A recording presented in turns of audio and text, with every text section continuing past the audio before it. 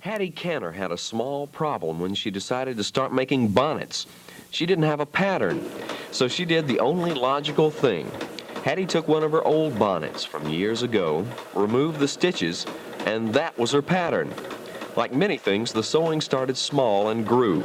A bonnet for a daughter-in-law, a neighbor. Then Hattie Canter was in the part-time bonnet business.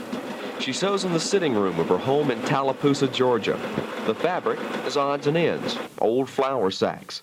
For lining, she uses old sheets that she starches. In the old days, she told me that bonnets were made from whatever was on hand, and she was doing it the same way.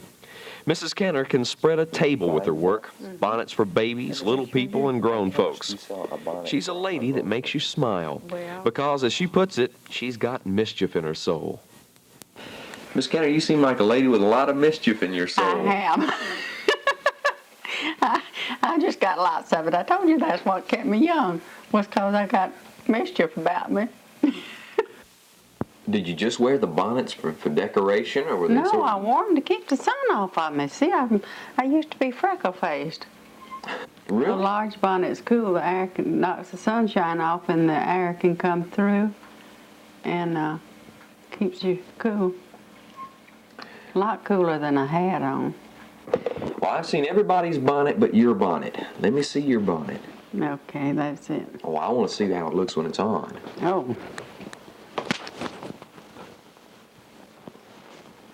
You can disappear inside that thing. Now, I'm right pretty, aren't I?